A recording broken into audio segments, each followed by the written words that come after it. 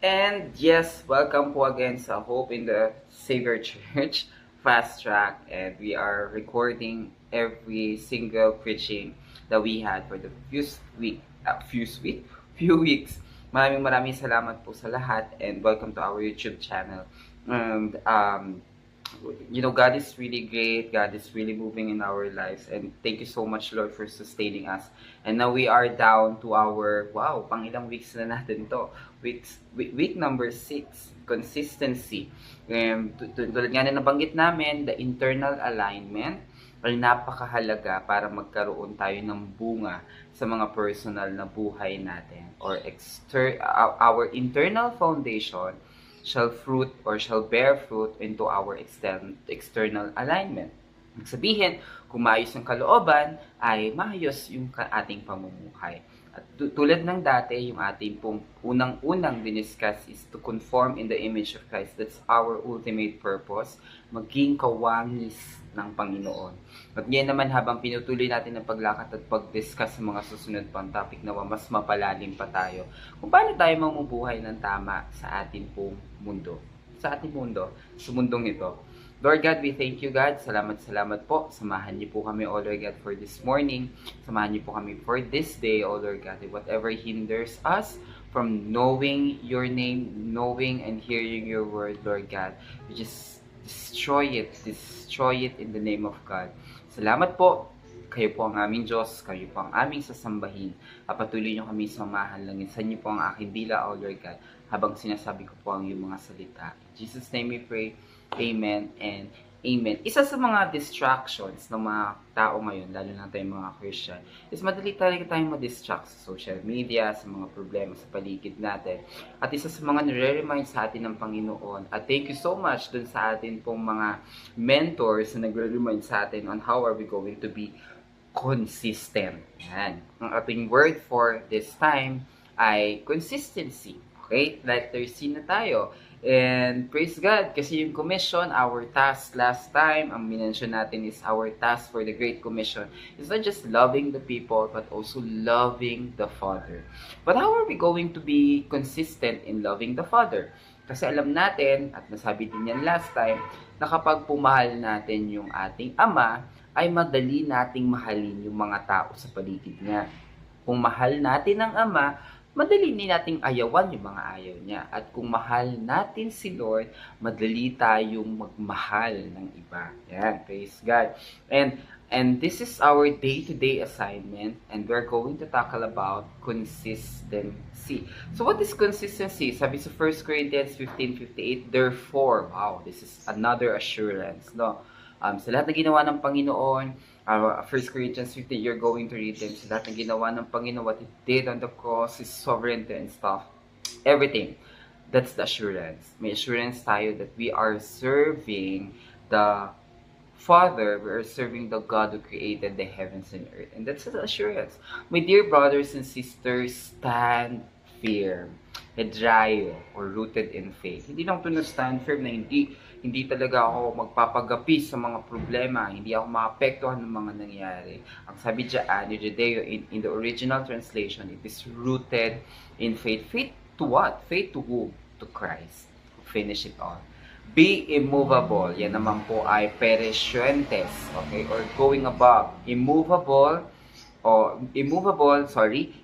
ibig sabihin amatikineto. Ibig sabihin unshakable. No? Always give yourself fully or periscientes. Yan. Going above and beyond God's service. Gabi, no? Kala mo yung fully, ano lang? Yung fully, yung buong buo. Pero actually sa Bible, original translation, ibig sabihin yan, beyond. Kung ito yung may bibigay ko, pwede pa, may bibigay pa ako. That's fully to the work of God, because you know that your labor is not in vain. Labor, hindi work. Ibig sabihin, labor in the original translation, it is the action done out of love.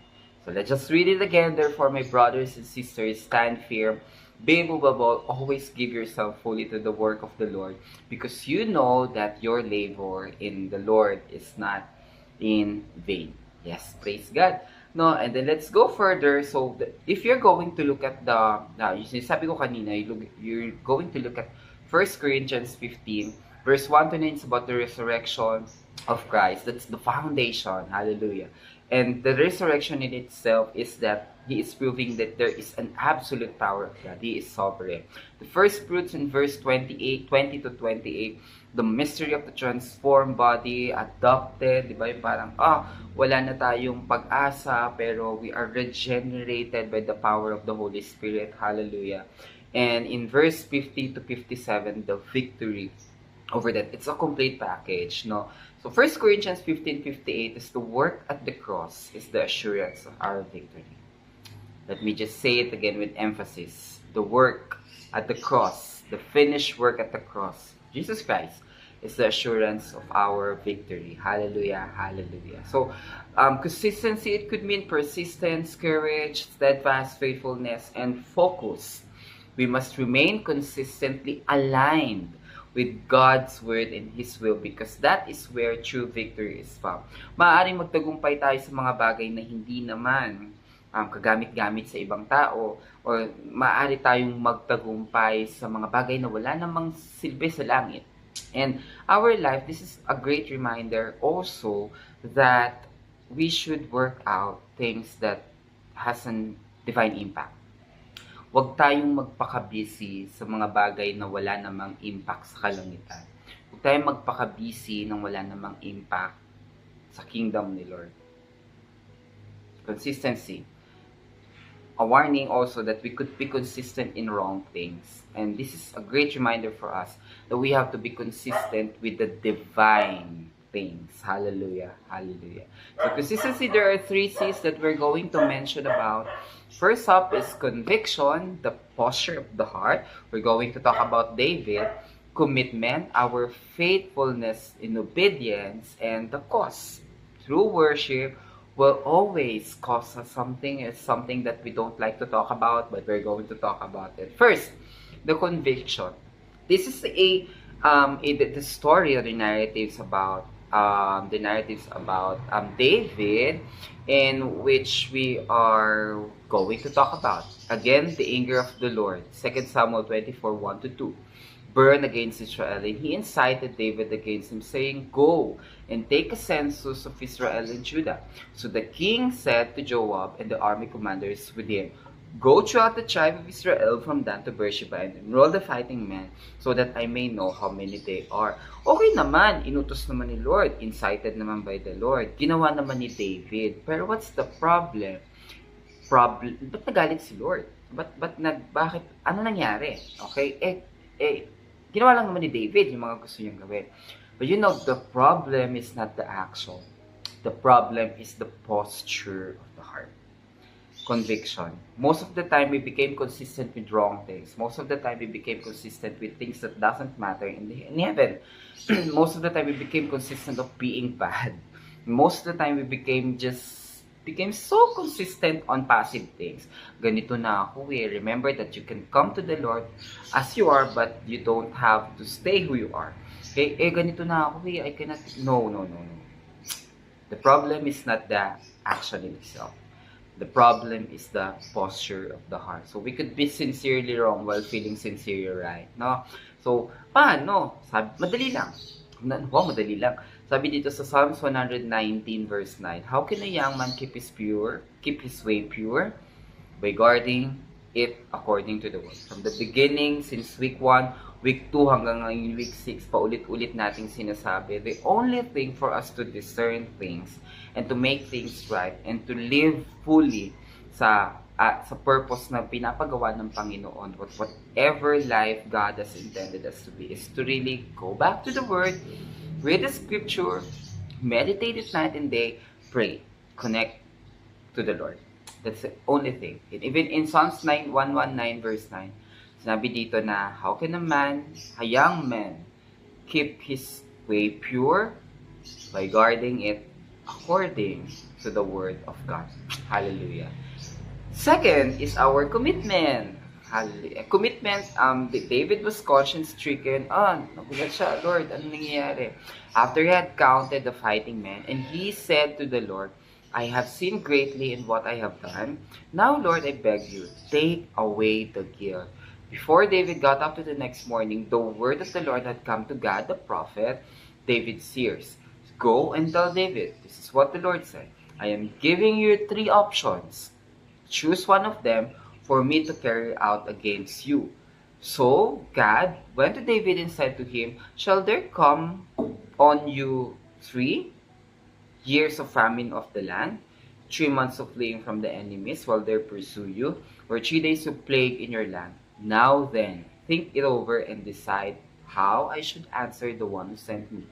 David, ibig sabihin pinapili dahil sa ginawa ni David, pinapili si David. Alin ang gusto mong mangyari? 3 taon na tagutom, 3 taon na hinahabol ka ng mga kalaban mo, o 3 taon na puro salot ang bayan mo. Sabi ni David, I am in deep distress. No, honesty is one great characteristic of a king, of a leader. Let us fall into the hands of the Lord, for His mercy is great, but do not let me fall into human hands.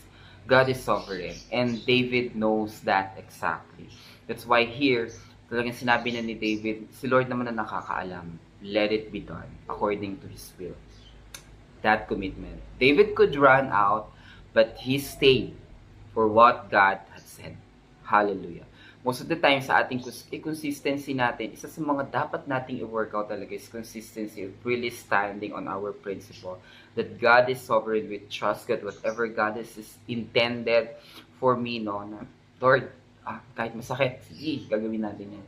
Kahit nahihirapan, sige, gawin, because you are sovereign, you know what's best for me. That's commitment. Hallelujah. Hallelujah. And our commitment needs an honesty enough for the radical move of God into our lives. Amen.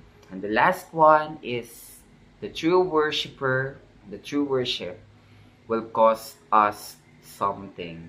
Cost. And Araunah said to David, let the Lord King take whatever he wishes and offer it up here. Here are the oxen for the burnt offerings. Nagkaroon na ng niredeem ng Panginoon, nag-move ang Panginoon dun sa land. Here comes David, he wanted to offer something to the Lord, and he came to Araunah, he wanted to buy that threshing floor. That this is in 2 Samuel 24, and in verse 24, nang binibenta na ni Araunah, gusto na ibigay, kasi this is a king. So Araunah would like to give to David the land for free. Kasama pa yung mga oxen na nandun. Pero sabi ni David, but the king David replied to Araunah, no, I insist. I'm paying you for it. Babayaran kita dahil I will not sacrifice to the Lord my God burnt offerings that cost me nothing.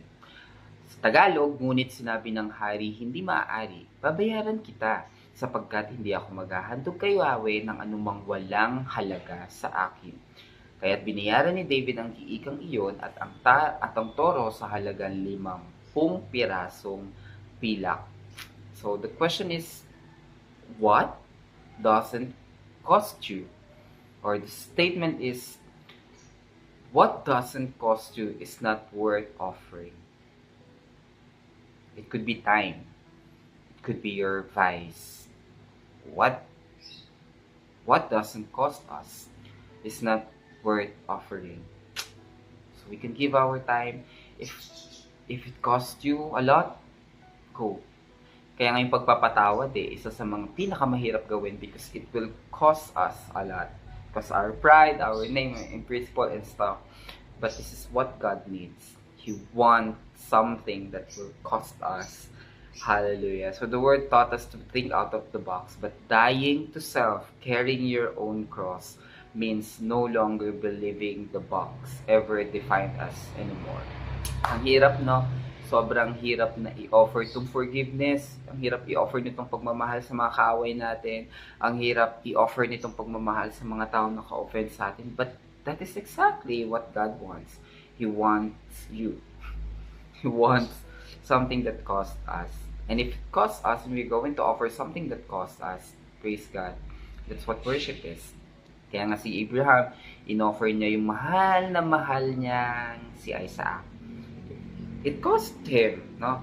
And pag tayo lumayo, God the Father offered His Son, Jesus Christ, for our redemption.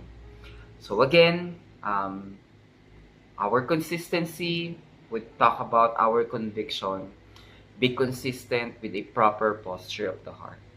Be consistent with our faithfulness and obedience, even if it means so much to us, even it means ridiculous, and be consistent to worship God genuinely, even if it costs us something. Father in heaven, thank you so much, oh Lord God, for really knowing us, for really saving us, for reminding us, oh Lord. Kung meron mang Panginoon nanonood, nakikinig sa akin sa mga panahong to, na nagkakaroon ng decision making on he is going or what he or she is going to do, Lord, give him courage, Panginoon. Lord, salamat po.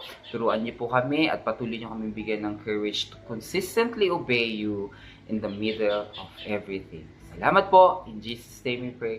Amen and amen. Maraming salamat sa oras na ito, and continue to share the word of God. And salamat po mula sa Hope in the Savior Church. God bless.